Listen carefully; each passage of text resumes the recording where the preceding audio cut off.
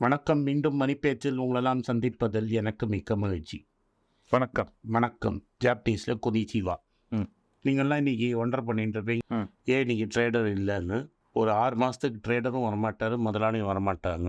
So ஒரு important ஒர்க்கில் போயிருக்காங்க. They are there. You can யாரெல்லாம் அவங்க ஃபோன் நம்பர்ஸ், வாட்ஸ்அப் நம்பர்ஸ் வச்சுருக்கீங்களோ அவங்கள கான்டாக்ட் பண்ணலாம். ட்ரேடரை கான்டாக்ட் பண்ணணுன்னா வினோத இன்ஸ்டாகிராமில் பிடிச்சிங்கன்னா ட்ரேடரை பிடிச்சிடலாம். ட்ரேடர் 6 மந்த்ஸில் வந்துடுவார், முதலாளியும் 6 மந்த்ஸில் வந்துடுவாங்க. ஸோ ஏன் கொனிச்சிவானா, இந்த ஜாப்பனீஸ் ஸ்டாக் எக்ஸ்சேஞ்ச் வந்து just 6% away from an all time high இருக்குது. We have been waiting from 1989 for this event. 44 years in the making. இன்னொரு 6 மாதம் இருந்தால் 44 years in the making. 6 months 6% away. We are closing in. இது முடிஞ்சதுன்னா it will go down in history as one of the longest periods that a stock exchange has spent below after a bubble has burst.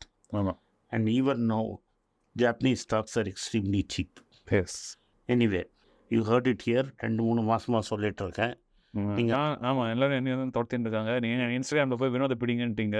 ஏன்னா வினோத் வழிகாட்டு பண்ணு, நானும் இன்னொன்று trader வினோத செம்மையாக மாட்டிகிட்டு இருக்கோம். Between a rock and a hard place, and about LG invested in Japan are benefiting. PV invested in Japan. So, வாழ்க ஜப்பான். ஸோ இப்போதைக்கு வாழ்க ஜப்பான். வயிறு ஊசி ஆச்சுன்னா நினைவு அவ்வளோதான். இன்னும் 1 வருஷத்துக்கு வயிறு ஊசி ஆகாது. 1 வருஷம் சொல்லிட்டாரு, பார்க்கலாம். ஏன்னா இட்ஸ் ஸோ சீப் மேன். ஆமாம், நீங்கள் அப்படி சொல்கிறீங்க. ஆனால் நாங்கள் இப்போ கஷ்டப்பட்டு பணத்தை சேர்த்து 40,000 ரூபாய் எடுத்துன்னு வரதுக்குள்ள அவெல்லாம் வயிறு ஊசி ஆச்சு நாங்கள் எங்கிட்ட வரதுக்குள்ள எல்லாம் ஆயிடுத்துங்கிறீங்க. அப்படி இல்லை, ஒரு டர்ன் இருக்குடா. சொல்லுங்க. And some American stocks are ridiculously cheap. அந்த தமிழில் வாசிங்க. நான் மூஞ்சியை பார்த்தா நீங்கள் ஒன்று இங்கிலீஷில் வாசிக்கிறீங்க, அப்புறம் எல்லாரும் என்ன தான் திட்டுறாங்க. சரி, உங்கள் தம்பி எது கூட்டி போகிறீங்கன்னு எல்லாம் கேட்குறாங்க. இந்த ஜாப்பனீஸ் ஸ்டாக்லாம் ரொம்ப சீப்பாக இருக்குது. சில அமெரிக்கன் ஸ்டாக்ஸ் ரொம்ப சீப்பாக இருக்குது. பட் சைனீஸ் ஸ்டாக்கு 20-year லோவில் போயிட்டுருக்கு. இன்னும் இறங்கும். திரும்பி என்ன சொல்கிறதுனா, ஒரு அத்தாரிட்டேரியன் கவர்மெண்ட் இருந்தால் மார்க்கெட்ஸ் டவுன் லைக் இட்டுங்கிறதுக்கு இன்னொரு மார்க்கெட்ஸை பிடிக்கிறதுக்கு ட்ரம்ப் வரது மாதிரி தான் இருக்குது. அத்தாரிட்டேரியன் மாதிரி இருக்குது. ட்ரம்ப் வந்தாலும் கொஞ்சம் அமெரிக்கன் ஸ்டாக்ஸுக்கு கஷ்டம். ஆனால் ட்ரம்ப் என்ன பண்ணுவான், ஒரு ரேடியா டேக்ஸை கட் பண்ணி விடுவான். Zero tax. யாருமே டேக்ஸ் கட்ட வேணாம். ஃபர்ஸ்ட் அவர் வந்து எல்லா கேஸ்லாம் வாபஸ் வாங்கின்றது. கேஸ் எல்லாம் என்ன கேன்சல்ட், பாடன் அவனுக்கு அவரே பாடன் கொடுத்துப்பாரு. ஹோலி பாடன். அப்புறம் எல்லாம் கேட்டுகள் நிற்பாங்க, எல்லாருக்கும் பாடன். ரூடி ஜின்லாம் நீ தான் first Baden. But it is looking very good for Japan. First வந்து வருங்க, நான் சொல்லிடுறேன் ப்ரீஃபு. நம்ம ஆல்வேங்கிறது நோட்ஸ். நிஃப்டி வந்து 200 பாயிண்ட் அப்பு. பேங்க் நிஃப்டி வந்து 512 அப்பு. கோல்டு வந்து 5,810 இருக்குது, 22 carat. South Indian Bank quarter result வந்து ப்ராஃபிட்டபிள் ட்ரிபிள்ஸு. சரிங்களா? 305 crores. IndusInd Bank profit rise by 17%, but 2,297 crores. அப்புறம் வந்து பாலி கேப். இது மாதிரி பேங்க் பற்றி முதல்ல பேசலாம், அதுக்கப்புறம் பாலி கேப். சரி, South Indian Bank profit triples. Stock மார்க்கெட்லேயும் ஒரேடியாக ஏறிடுச்சு. என்ன ப்ரைஸ்ன்னு பாரு ஸ்டாக் மார்க்கெட். கரண்ட் ப்ரைஸ் சொல்லிட்டேன். சவுத் இண்டியன் பேங்க் வந்து 31 இருக்குது, இப்போ 31. பேசிக்லி 27, 26 இருந்தது. 29 இருந்தால் கூட 10% மேலே அப்பு. இன்னைக்கு வேல்யூ வந்து 31.9. ஆமாம். ஸோ புக் வேல்யூ ஈக்குவலாக வந்துருச்சு. இதுதான் வந்து ஒரு அண்டர் வேல்யூட் ஸ்டாக்கோட பியூட்டி. இதில் என்னென்னா, ஒரு அண்டர் வேல்யூட் ஸ்டாக் இருந்ததுன்னு வைங்க, அண்ட் அது நல்லா பர்ஃபார்ம் பண்ணிட்டுனா ஸ்டாக்கு குப்புன்னு ஏறும். இதே மாதிரி தான் ப்ராஃபிட். இதுலேயும் சூப்பர் ரிசல்ட்டு காமிச்சான் HDFC பேங்க்கு. அவனை போட்டு தருமடி அடிச்சிங்க. ஏன் வைர ஊசி. நிறைய பேர் கேட்குறாங்க, அந்த கரெக்டாக எடுத்து 10% கிரெடிட் 20% கிரெடிட் வாங்கலாமா? பேங்க்ஸ் நெட் இன்ட்ரெஸ்ட் மார்ஜின் இங்கே டிக்ளைன் ஆச்சு. அங்கே ஸ்டேபிளாக இருந்தது. இங்கே HDFCயில் இதில் கொஞ்சம் ஸ்லைட் டிக்ளைன் வேறு. பட் கிராஸ் என்பிஏவும் இதில் டிக்ளைனு. ஆமாம். நெட் என்பிஏவும் டிக்ளைன்டு. ஆமாம். அங்கே 0.3, இங்கே 1.61. நீங்கள் என்ன கம்பேர் பண்ணாலும் இது வந்து ஃபார் பெட்டர் ரிசல்ட்ஸு HDFC கிட்ட. ஆனால் அதை போட்டு தருமடி அடித்தாங்க. இந்த சவுத் இண்டியன் பேங்க்கு நல்ல ரிசல்ட்டு தான், but not as great result as HDFC மாதிரி. ஆனால் இதை வந்து ஏற்றி விட்டாங்க நேற்று. பேசிக்லி இதோட expectations very low. Highly under valued stock, main reason under value. Highly under valued stock கொஞ்சம் பர்ஃபார்மன்ஸ் கொடுத்தோடனே அப்படியே தூக்கிடுச்சு. வைர ஊசி மாஞ்சி பர்ஃபார்மன்ஸ் கொடுத்தது. வைர ஊசி சார் கண்டை குத்திக்க முடியாது, கொஞ்சம் குறைங்கன்னு தலையில் தட்டினா. Market 52 week high all time ஹையில் இருக்குது. இது ஆல்மோஸ்ட் 52 வீக் லோ கிட்ட வந்துருச்சு. ஸோ இதுதான் இண்டஸ்இண்ட் பேங்கோட ஸ்டாக் ப்ரைஸ் எவ்வளோ இருக்குன்னு பாருங்கள். 1562 இருக்குங்க. எவ்வளோ குறைஞ்சிருக்கு, ஒரு 3% கம்மியாக இருக்குது. ஸோ இண்டஸ்இண்ட் பேங்க்கும் வைர ஊசியாக இருந்தது. வைர ஊசி 17% ரிசல்ட்டு ப்ராஃபிட் ஏறிட்டு, ப்ராஃபிட் ஏறினாலும் பொத்துன்னு ஸ்டாக் வேல்யூ அடிச்சிட்டாங்க. ஸோ 17.3% ப்ராஃபிட் இன் ஸ்டாண்டர்ட் ஒன்று 2297.8 compare to nearly 2000 crores last year. ஆமாம். ஸோ நல்ல earnings, strong stable asset quality.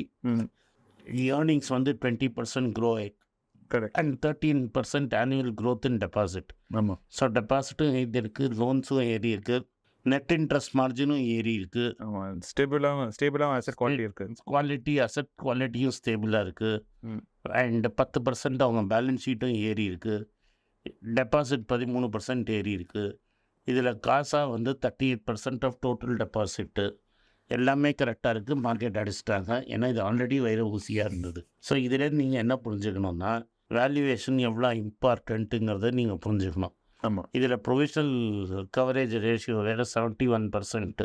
Correct. That is 71% of all NPS has been provided for. ஆமாம். And capital adequacy ratio Basel 3 படி 17.86. Tyre 1 கேபிட்டலே வச்சு 16.47. So நேற்றே 1.8% விழுந்தது. இன்றைக்கி market குப்புன்னு ஏறினது கூட இந்த ஸ்டாக்கு கரண்ட்டாக விழுந்திருக்கு. ஆமாம், 3%. ஆமாம், 52 வீக் ஹை 1694லேருந்து 200 ஆல்மோஸ்ட் விழுந்துருச்சு. That is slightly less than 200 rupees விழுந்துருச்சு. ஸோ ரிசல்ட்டுங்கிறது is not going to decide. Actually more important நீங்கள் என்ன புரிஞ்சுக்கணுன்னா, எங்கே வேல்யூவேஷன் இருக்குதுன்னு. இதனால தான் திரும்பி நான் சொல்கிறேன், ஹை வேல்யூ ஸ்டாக்ஸ் வாங்காதீங்கன்னு. நீங்கள் மார்க்கெட் 200 பாயிண்ட் ஏறி இருக்குது. இந்த ஏறின மார்க்கெட்டில் இது இறங்கியிருக்கு. So you should understand from HDFC and IndusInd பேங்க்லேருந்து நீங்கள் என்ன South Indian Bank and South Indian Bank 3 பேரும் என்ன புரிஞ்சுக்கணும்னா, இனிஷியல் வேல்யூவேஷன் எவ்வளோ ஜாஸ்தின்னு. சும்மா இந்த கன்சிஸ்டன்ட் காம்பவுண்டர் அது இதுன்னு சொல்லி உங்கள்கிட்ட ஃபீஸை வாங்குறவன்ட்டு நீ கேர்ஃபுல்லாக இருந்துக்கணும். அந்த ஆள் ஏஷியன் பெயிண்ட்ஸை பற்றி சொல்லிட்டு இருந்தார். ஏஷியன் பெயிண்ட்ஸும் இதே கதி தான். Revenue 3% growth, 4% growth. அதுக்கு மேலே operational revenue rose by 5.4%. 5% revenue grow ஆகிருக்கு. ஆனால் ப்ராஃபிட்ஸ் நியர்லி 30% க்ரோ ஆகிடுச்சு. ஏன்னா இன்புட் காஸ்ட் குறைஞ்சிது. ஆனால் மார்க்கெட் அதை நீங்கள் 4% அடிச்சிருக்கு. ஏன்னா PB ரேஷியோ ஆல்ரெடி 55ல் இருக்குது. ஆமாம். ஸோ இதுக்கு மேலே ஏற்றுறதுக்கு வாய்ப்பு கிடையாது. ஆல் குட் நியூஸ் முன்னாடியே டிஸ்கவுண்ட் ஆகிடுச்சு. ஆமாம். அதனால தான் நான் சொல்கிறேன், இது பக்கத்துலேயே வராதிங்கன்னு. 52 வீக் ஹை என்னப்போ அது? 52 வீக் ஹை வந்து 3568. 3560 ரூபாலேருந்து 3158 ரூபாய்க்கு விழுந்திருக்கு. 400 ரூபா விழுந்திருக்கு. ஆமாம். 10% கீழே விழுந்திருக்கு. When results are profits of grown up by 30%. லாபம் 30% ஏறி இருக்குது. ஆனால் 35% இருக்குது. ஆமாம், 35% லாபம் ஏறி இருக்குது. ஆனால் 10% ஸ்டாக்கோட விலை விழுந்திருக்கு. இது என்ன சொல்கிறதுனா உங்களுக்கு, and market is at an all time high almost. ஆமாம். ஸோ மார்க்கெட் ஆல் டைம் ஹையில் இருக்கும்போது இது பீக்லேருந்து 10%. இண்டஸ்இண்ட் பேங்க் 200 ரூபா விழுறது இல்லை. HDFC bank, Asian Paints, IndusInd Bank உங்களுக்கு என்ன காட்டுதுன்னா, ரிசல்ட்ஸுங்கிறது முக்கியம்தான். But what is more important is what is the initial valuation of a company. அதனால் ஸ்டாக் மார்க்கெட்டில் 2 விதமாக பணம் லூஸ் பண்ணலாம். ஒரு தொப்பை கம்பெனியை எந்த ரேட்டில் வாங்கினாலும் லாஸ் தான். அதே மாதிரி ஒரு நல்ல கம்பெனியை you pay too much for it, then you will also lose money in the long term. Correct. நான் அதை எப்போதும் டாடா ஸ்டீலை வச்சு சொல்லுவேன். இன்றைக்கி நீங்கள் நிறைய பேர் வினோதை கேட்டீங்கன்னா, ஏன் வந்து ஹைபி வாங்கக்கூடாதுன்னு. ஆமாம். ஏஷியன் பெயிண்ட்ஸு, இண்டஸ்இண்ட் பேங்க்கு இதெல்லாம் வந்து clear example. Correct. Why it is happening and why value இன்வெஸ்டிங்கில் வை வேல்யூ இன்வெஸ்ட் அதான் வேல்யூன்னு அந்த வார்த்தையே அதான். ஆமாம். அடுத்தது டாடா ஸ்டீலை பற்றி நியூஸு. இது எக்ஸ்பெக்டட் நியூஸு. இப்போது இந்த பிளாஸ்ட் ஃபர்னஸை வந்து they are going to replace it with electric arc furnace. ஆமாம் ஸ்கிராப்லேருந்து they are going to make steel, recycle steel. ஆமாம் இது வந்து expected because British government also gave them a green signal. So Friday அன்னைக்கு announce ஆகும்னு போடுறது. Union ரெப்ரசன்டேட்டிவ்ஸுக்கு already Taj ஹோட்டலில் கூப்பிட்டு சோறு போட்டு சொல்லிட்டாங்க. பிரியாணிலாம் கொடுத்து 3000 பேரை வீட்டை விட்டு வேலையை அனுப்ப போகிறோம் அப்படின்னு சொல்லிட்டாங்க. So 3000 people in England are going to lose their jobs because Port ஆல்பர்ட்டுங்கிற இடத்துல இருக்கிற பிளாஸ்ட் ஃபர்னஸை மூடிட்டு they are going to make it an electric arc furnace. Union லீடரெல்லாம் கூப்பிட்டு தாஜில் பிரியாணி போட்டு கரெக்ட் தேங்க்யூ சார் 3000 பேருக்கு வேலை போயிடும் அப்படின்னு சொல்லிட்டாங்க. You have to understand Tata Steel is under pressure. ஏன்னா Chinese economy is not growing. Commodities will be under pressure and already China has excess capacity of steel. அந்த ஸ்டீலை அவன் மார்க்கெட் ஃபுல்லாக டம்ப் பண்ணுவான். அதனால் அது ரொம்ப கட்டத்தில் போய் முடியும். பாலிகேப் பற்றி சொல்லுங்கள். பாலிகேப் வந்து இயர் ஆன் இயர் ரெவன்யூ வந்து 17% ஏறி இருக்குது, ப்ராஃபிட்ஸும் 15% ஏறி இருக்குது. பட் இதில் என்ன ப்ராப்ளம்னா இன்கம் டேக்ஸ் ஒரு நோட்டீஸ் விட்டு நாங்கள் ரைடு பண்ணிட்டோம், நிறையா கேஷ் சேல்ஸ் இவங்க எங்கள்கிட்ட சொல்லலை அப்படின்னு ரூமர் கிளப்பிட்டாங்க. ஸோ பேசிக்லி என்னென்னா இதை வந்து நிறைய mutual funds and institutional investors தான் இந்த ஸ்டாக்கை ஹோல்டு பண்ணுறாங்க. அதனால் போட்டு இந்த ஸ்டாக்கை அடின்னு அடிப்பாங்க. 5733 ரூபா ஆல் டைம் ஹையில் இருந்த ஸ்டாக்கு இப்போ 4400 ரூபா வந்திருக்கு. தட் மீன்ஸ் நியர்லி 20%க்கு மேலே ஸ்டாக் மார்க்கெட்டில் கரெக்டாகிடுச்சு. இந்த ஸ்டாக்கை வந்து நீங்கள் இப்போதைக்கு கன்சிடர் பண்ணாதீங்க. ஏன்னா இந்த stock is still extremely over priced. ஆமாம். ஸோ கரெக்டான ப்ரைஸ் வர வரைக்கும் இந்த ஸ்டாக்கை கன்சிடர் பண்ணாதீங்க. அடுத்தது வந்து நம்ம Mahindra holidays to invest in தமிழ்நாடுல 800 crores. அதான் ஹோட்டல் நிறைய இருக்குது. ஆமாம். ஸோ 3 greenfield resorts நல்லா சொல்லியிருக்கீங்க. இது வந்துட்டே இருக்க வருமானம் அந்த கம்பெனிக்கு. ஏன்னா செட்டப் ப்ராசஸ் எப்படி போட்டு வேறு நல்லா இருக்குதான். ஆமாம். இப்போ இந்த 800 கோடியை போட்டுட்டு திரும்பி அவன் ப்ராப்பர்ட்டி விற்பான். ஸோ இப்போவே 2,90,000 மெம்பர் 2,90,000 மெம்பர்ஸ் இருக்காங்க. ஸோ இப்போ 5000 ரூம் இருக்குது, அதை 10,000 ரூம் ஆக்கிறதுக்கு வழி பண்ணிகிட்ருக்காங்க. ஆமாம். அண்ட் இன்னைக்கு ஈவினிங்குள்ளே சோனி அண்ட் மர்ஜரில் என்ன ஆகும்னு நம்மளுக்கு தெரிஞ்சிடும். சோனி வந்து மோஸ்ட் லைக்லி கைண்டு பாகன்னு தான் பேசுறது. ஆமாம். பேசாமல் வந்து புனித் கோயங்காவும் நான் வரல, எல்லா இடத்தையும் சரண்டர் பண்ணியாச்சு. இந்த கடைசியத்தையும் சரண்டர் பண்ணி கொடுத்த காசை வாங்கிட்டு போயிடுறது பெட்டர் ஃபார் சுபாஷ் சந்திரா ஃபேமிலி.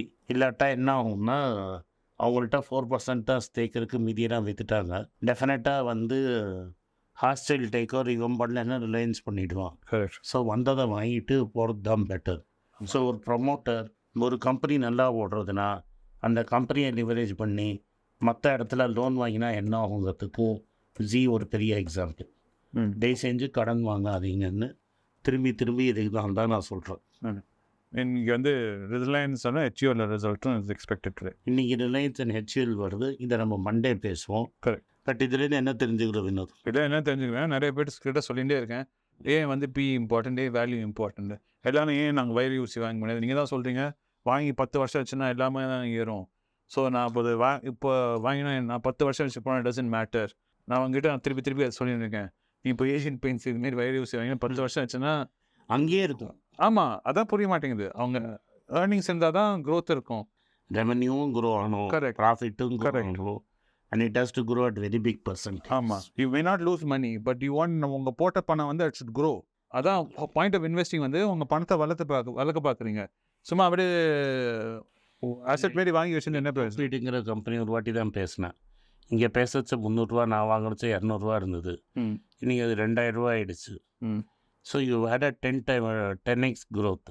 ஆமாம். That's what we should be looking at. Correct. இந்த வீடியோ உங்களுக்கு பிடிச்சிருக்குன்னு நினைக்கிறேன். இந்த வீடியோ உங்களுக்கு பிடிச்சிருந்ததுன்னா இந்த வீடியோவை லைக் பண்ணுங்கள், எங்கள் சேனலை சப்ஸ்கிரைப் பண்ணுங்கள், பெல் நோட்டிஃபிகேஷன் தட்டுங்க.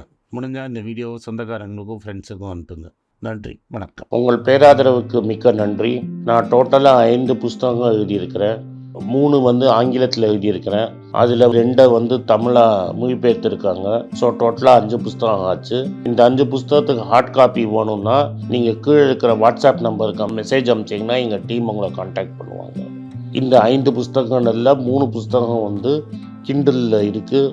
அமேசானில் கிண்டலில் வாங்கணும்னு ஃபீல் பண்ணுறவங்க நேராக கிண்டலில் வாங்கிக்கலாம். தமிழ்லேயே யாராவது ஃபைனான்ஸ் நியூஸ் படிக்கணும்னு ஃபீல் பண்ணிங்கன்னா தயவுசெஞ்சு moneypage.com விசிட் பண்ணுங்கள்.